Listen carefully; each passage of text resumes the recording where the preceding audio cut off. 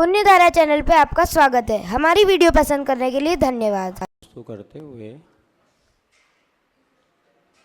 जो चलते हैं, फिरते हैं, वार्ता करते हैं, ऐसे पशु और मनुष्यों को देख कर के तो जीव हैं ऐसी कल्पना या वास्तविकता को स्वीकार किया जा सकता है, किंतु जो पृथ्वी है, अग्नि है, हवा है, इनमें भी जीव है या ये जीव हैं, इसको कैसे स्वीकार किया जाए? क्योंकि इसमें कोई एक्टिविटीज़ तो देखने में आती नहीं। अतः समाधान करेंगे। बहुत अच्छा सवाल महाराज से ने किया है।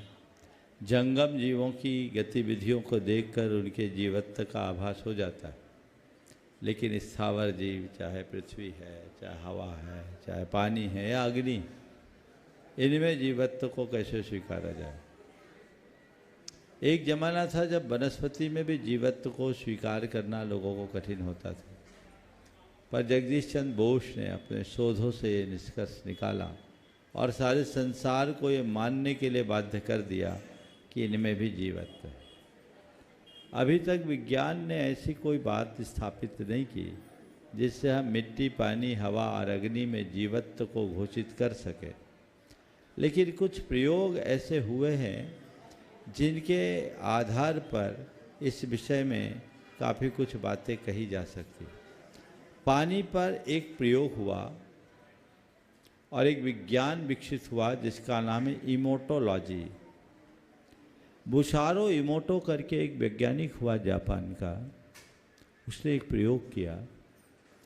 पानी को -20 डिग्री में जमाया गया, उसका रवाकरण किया गया। अलग अलग बोतलों में पानी रखा गया। कुछ बोतल में ऐसा लिखा गया, तुम देवदूत हो, तुम्हें धन्यवाद। किसी में लिखा गया, तुम मनहूस हो, हम तुम्हें मार डालेंगे। इस तरह के अच्छे और बुरे दोनों तरह के कोटेशन के उसमें लेख लिखे गए, चस्पा किया गया और उस बोतल के पानी को रवाकरण करके -20 डिग्री में जमाया गया। उसके बाद दोनों बोतल का जो फोटोग्राफ्स लिया गया पानी का, तो जिसमें तुम देवदूत हो, तुम्हें धन्यवाद जैसे सकारात्मक बातें लिखी गई, उसके पानी का फोटोग्राफ ऐसे आया मानो खिला हुआ फूल हो। और तुम मनहूस हो, तुम यमदूत हो, आई विल किल यू, इस तरह की बातें जिसमें लिखी गई, उसमें जो चित्र उभरा वो ऐसा उभरा मानो कंकालों का ढेर हो। उस आधार पर ये निष्कर्ष निकला कि पानी पर हमारे भावों और विचारों का प्रभाव पड़ता है।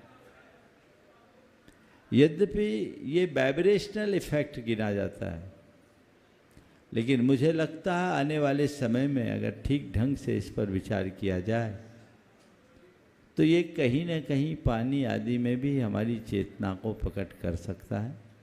पर जब तक विज्ञान इसे स्वीकार नहीं करता, हमें केवल शास्त्रों के आधार पर इसे मानना होगा। और मैं तो ये मानता हूँ कि शास्त्रों में उल्लिखित बातें सत्य होती है, आज नहीं कल उसको जरूर मिलेगा। बोलो।